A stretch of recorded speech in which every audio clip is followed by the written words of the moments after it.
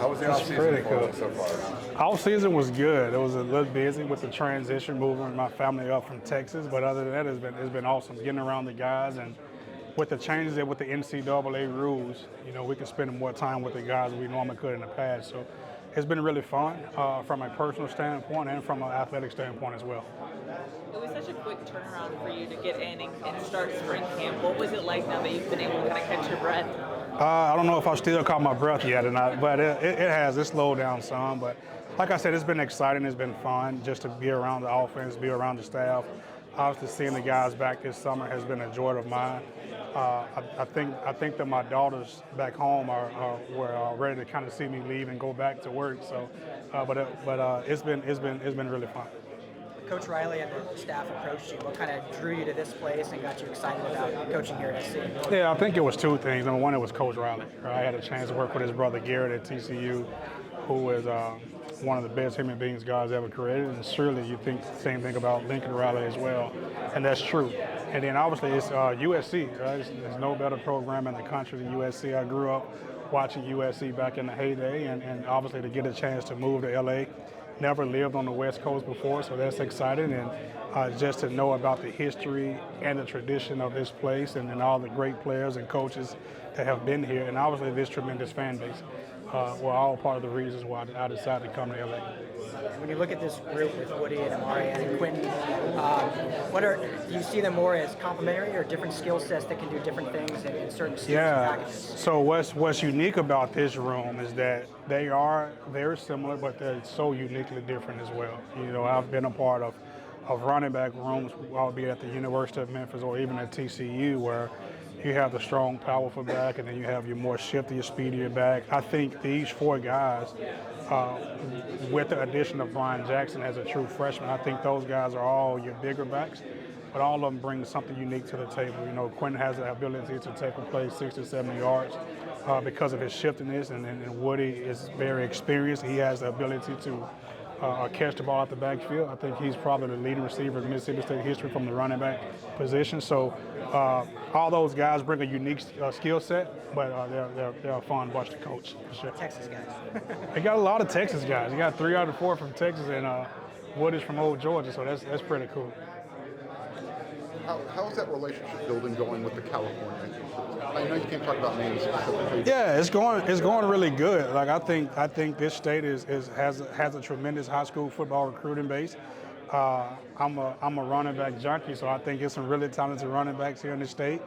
I'm also a former high school coach as well. So building a relationship with the high school coaches here has been fun. Getting on the road this spring and going up to different parts of California, just building a relationship with those guys has been tremendous, and had a chance to work some camps this summer and see some guys work, and had a chance to catch a couple of spring workouts, which was fun. So I think California is a homegrown talent for a recipe of a good football program.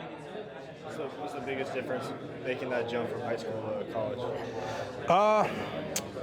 It's not really much of a jump. It's just the learning curve of each individual offense that I've been a part of.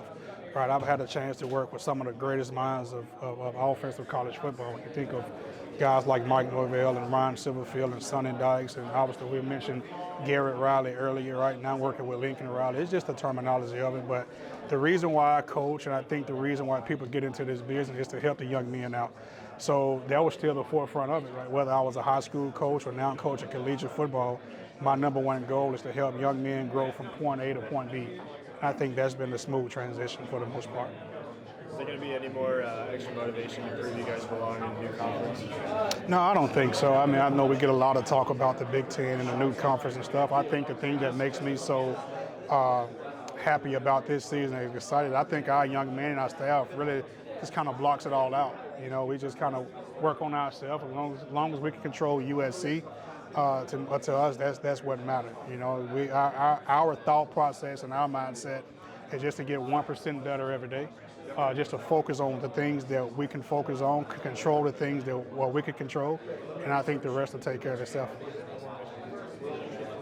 Do you compare Woody Marks to anybody, like running backs you've coached or received? Yeah, I've coached some really good ones, man. I've had the opportunity to work with guys like Darrell Henderson and Kendra Miller and Amari DeMarcado, who's from LA, who's now with the Arizona Cardinals. He's kind of a mixture of everybody a little bit, you know. So he has the smoothness and the grace that Darryl had back at the University of Memphis, but he also has the shiftiness ability that Tony Pollard had at the University of Memphis, but he has the vision like Kendra Miller at TCU, and he has work ethic like Amari DeMarcado. So I think Woody is the total package. You know, he can kind of do it all, whether it's carrying the ball, whether it's protecting the passer, whether it's receiving the ball. You'll kind of see him evolve in the special team game as well. So he's unique. He's a lot different than what I've coached in the past. So.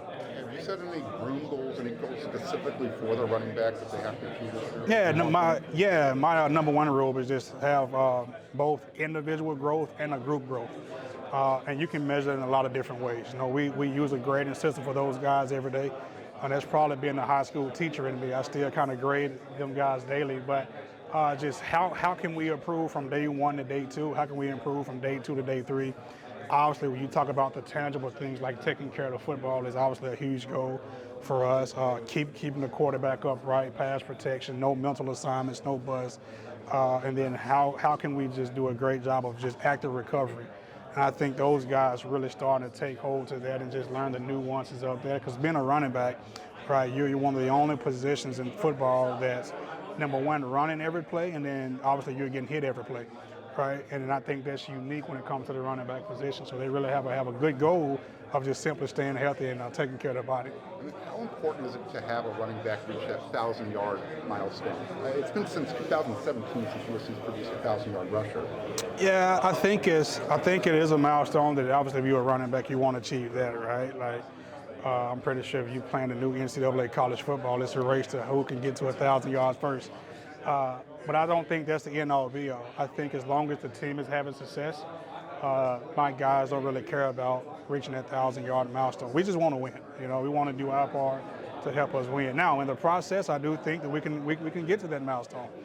When you look at the offensive mindset of Coach Riley and what Coach Henson does on the offensive line and Coach Hanson does with tight ends and Luke and Dennis with the receivers, I think it's a collective effort of getting that milestone for sure. Are you dusting the other running backs at NCAA? Are you showing them the ropes? You know what? Did you I play it haven't. in the previous iteration? Yes, back when I was in school, I played it. I was at Chattanooga, and back then they did have the FCS programs on it, right? And I think my rating was like a 69, but I was like an 83 speed, so I was pretty cool. But we was terrible as an overall program.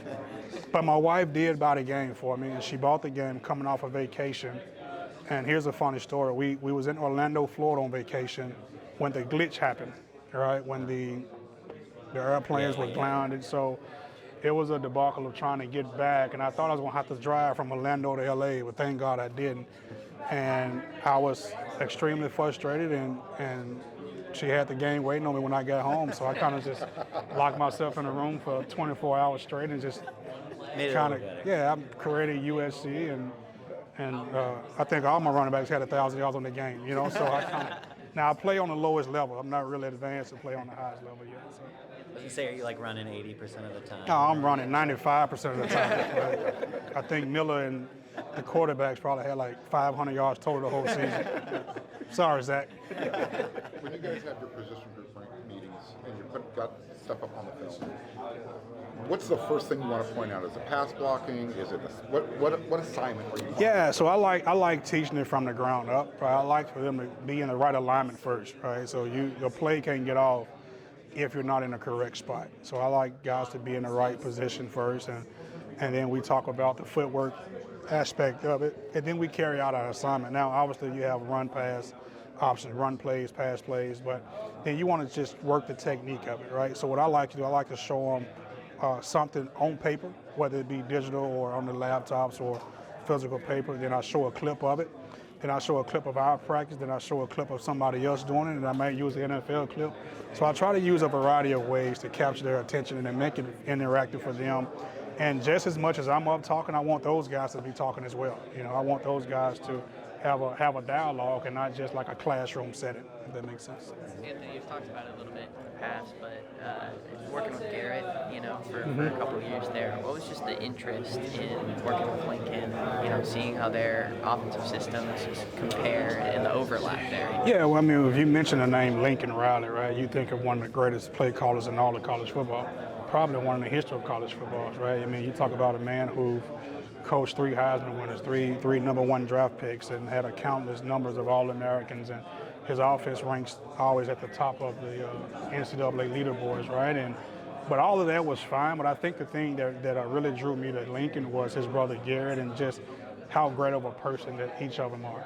They're just genuine people, very humble people, right? He doesn't carry himself like Lincoln Riley, like people know him. He's a colleague. He's a head football coach of a really great program, but he's probably one of the most down-to-earth people that you ever meet in your life.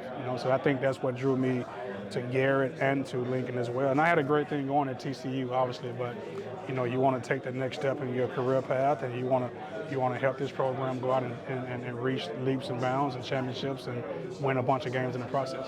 What similarities do you think the two of them share? Oh, they talk just alike.